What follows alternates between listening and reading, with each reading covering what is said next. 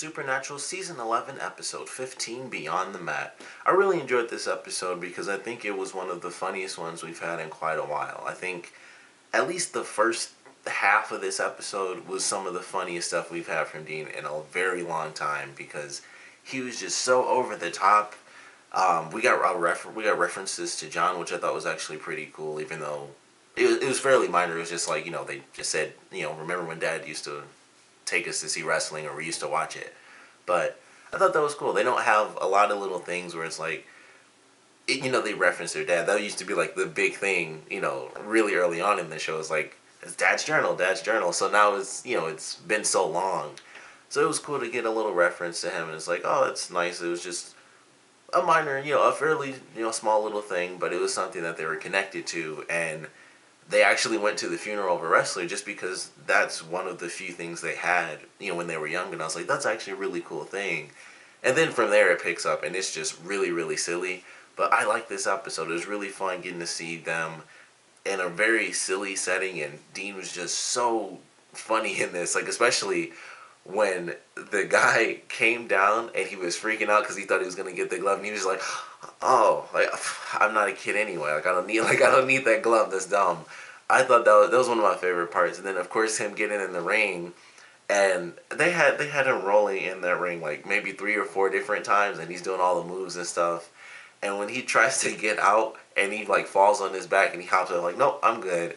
That was just all funny to me. And I was surprised because he does the FBI thing. I was like, oh, he's still going with that. Like, that probably wasn't the best way to do that, but it was just really funny to me. I love that scene. So I was laughing like crazy during the first half of this episode.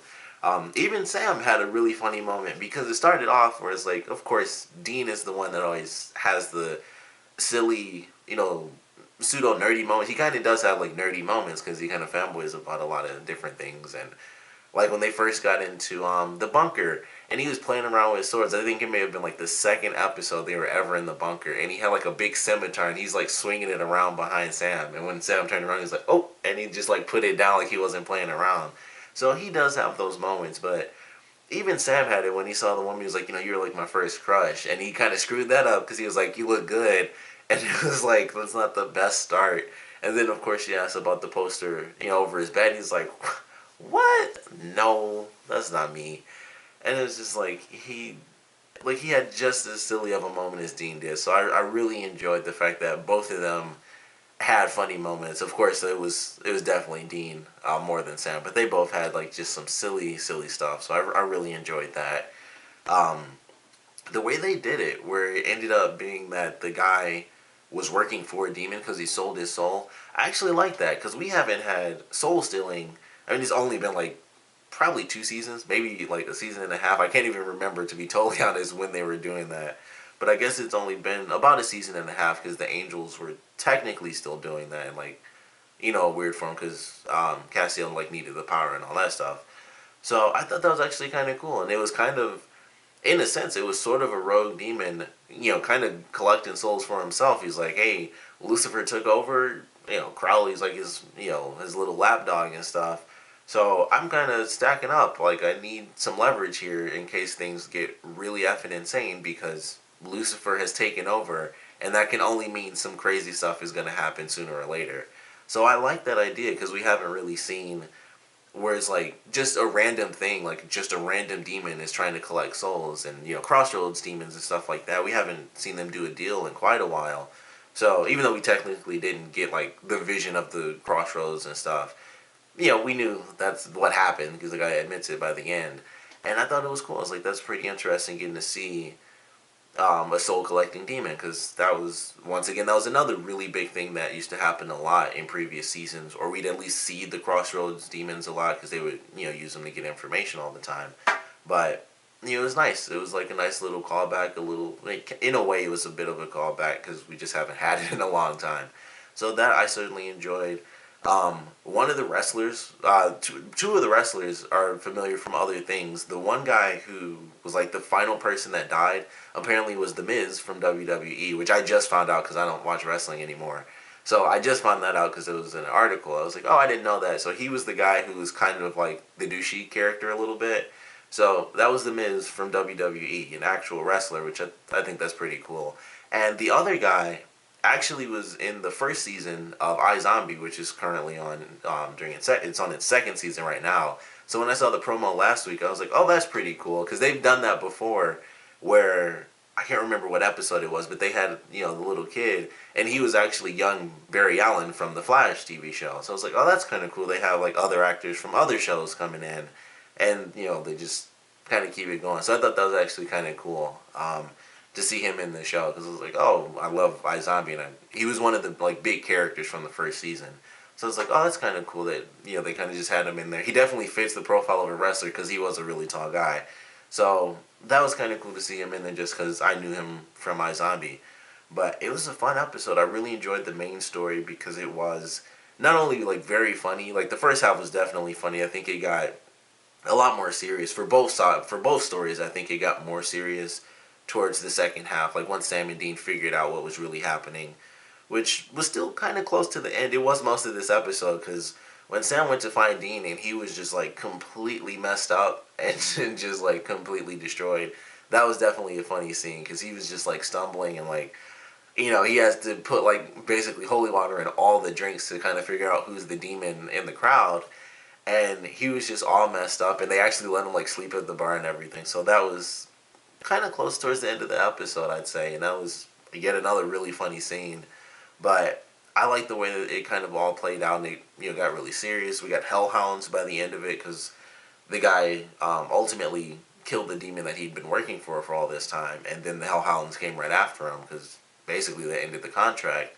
So I like that idea. I thought it was really cool that we got to see that happen, and we got to hear his story and why he did that. And of course, because he sold his soul, he kind of had to keep killing all those people, and he kind of stood up, after, I can't remember exactly how many, murders they talked about, but there were quite a few. He killed quite a few people because, he'd sold his soul, and that's kind of what he had to do. So it was nice to see him, by the end at least, he kind of stepped up. It was like, I screwed up for a really long time, and he wasn't going to kill himself. Like, I'm not going to take the easy way out. And I thought that was actually pretty cool. And before that, when well, I'm just going to call him the Miz because I can't remember the name they gave him as his character. When he was in the chair and the demon's like, you could have all this power, whatever you want. And he was like, I'm not going to give you my soul, because if you're a real demon, then that means there's a hell and there's a heaven. I thought that was actually pretty cool, because it's like, I might die, but if you're an actual demon, that does mean heaven and hell exist. And hell kind of sucks. Even if you didn't believe in it before, if you find out it's real, it's like, I might change my ways a little bit. So I thought that was actually very cool. Like, unfortunately, of course, Sam and Dean didn't get there early enough to actually save him, which is unfortunate. But I really thought that was actually a cool moment, because I don't think we've ever had anything like that where someone found out, demons were real, and it was in that situation, because it happens all the time, of course. Pretty much every episode, it's a random person. It's like, holy crap, monsters are real and stuff. But, I'm sure they may have done this, with it being 11 seasons. But this, if not the only time, is definitely one of the few times that they've had a character find out during a portion where it's like they could easily get out of this situation by making a deal. But it's like, no, I'm going to choose the high road, because that means there really is an afterlife. There is something beyond this, and I should at least try to find my way to heaven and not, sell my soul and know I'm going to go to hell. So I just thought that was actually kind of awesome. I was like, that's actually really cool that they even had a moment like that, because it's just, typically it's like, oh man, monsters are real, and Sam and Dean saves that person, or Sam and Dean are the ones that tell the person monsters are real. So to have a character find out on their own and not even, not get saved and choose to die, I thought was a unique thing that they haven't really done too often in the show. So that was pretty cool. And the other half of this episode with Lucifer and Crowley, I really enjoyed. We find out that Crowley has his own hand of God, which unfortunately he used up as well, and he didn't know that it was kind of a one shot and done. But I really enjoyed that.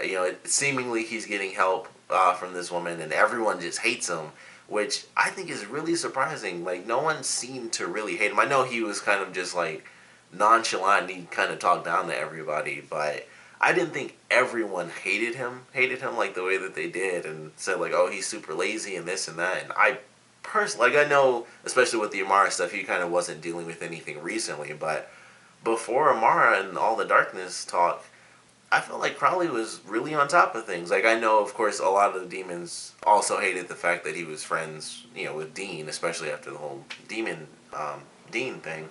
But I always thought he was kind of keeping on top of things. He typically did say, like, I don't care about that, but it always seemed like for everything he didn't care about, there was at least something, at least one thing he did care about. So it always seemed to balance out to me. But they tricked him, but he gets to the hand of God anyway. He's about to take down Lucifer, and I thought when he was going to use it, I was curious. I was like, is something going to happen where he splits them up? Because maybe for some reason he'd care enough to split Cass from Lucifer, which doesn't even make sense because it's Crowley. If it was Dean, that would be very different. But it's just Cass.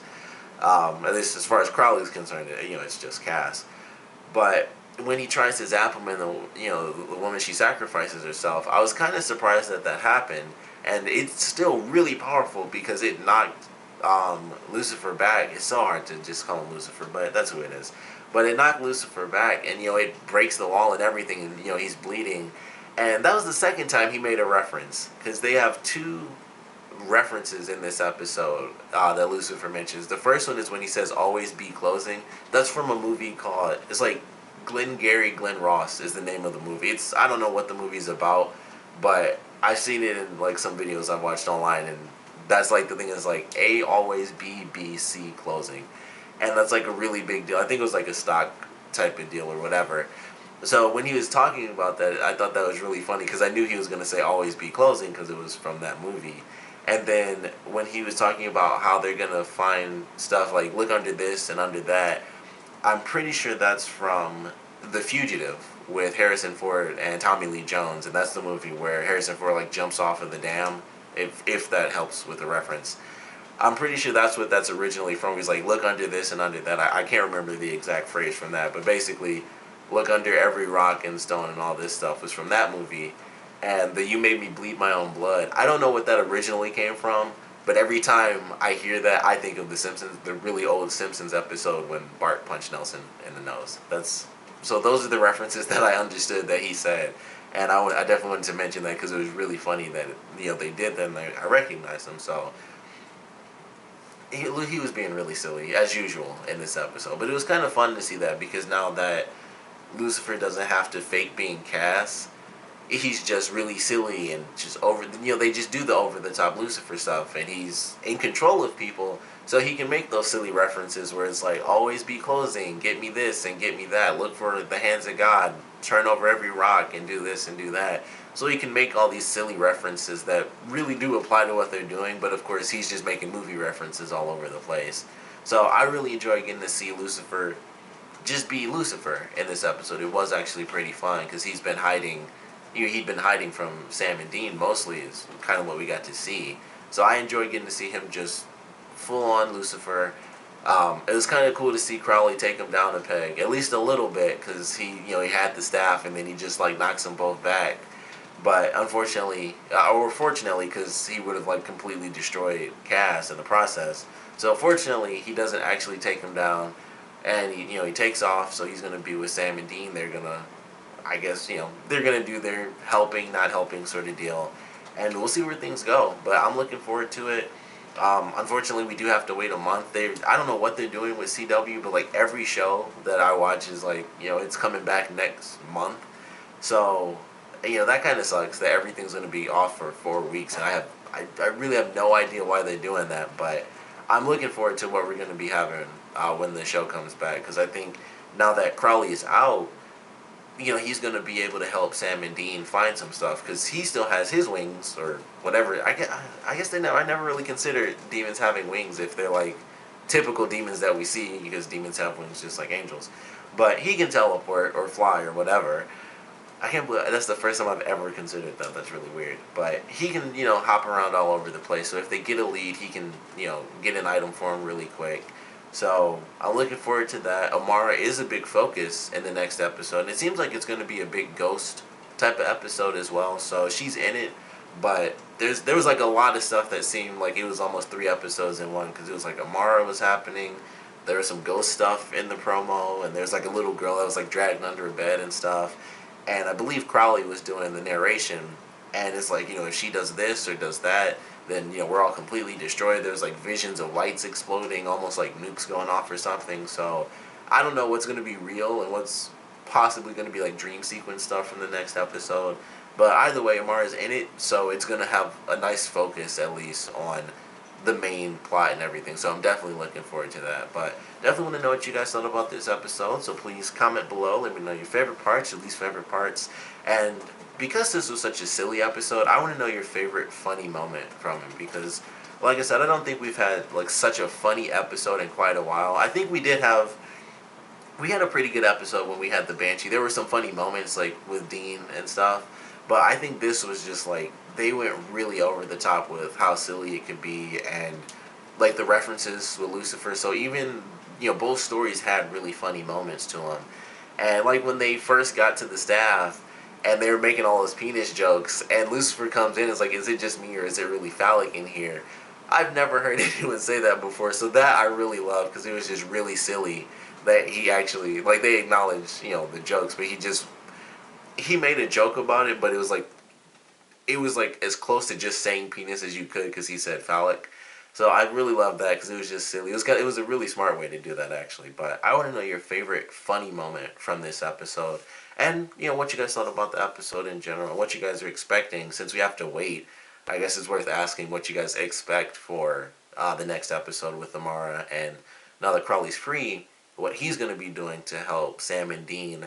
And now he may, most likely will not care about saving Cass, because Dean had a great moment, which I'm sure a lot of the shippers loved, where he was like, Cass wants to be saved, he just doesn't know it yet, or like even if he doesn't know it, he wants to be saved. And as soon as I saw that, I was like, I bet a lot of people are like just a little happy because it's a nice little Cass Dean shipping moment right there for sure. But I want to know your favorite funny moment from this episode and what you guys thought about it in general, what you're expecting for the next episode as well. So please comment below, let me know, and thanks for watching.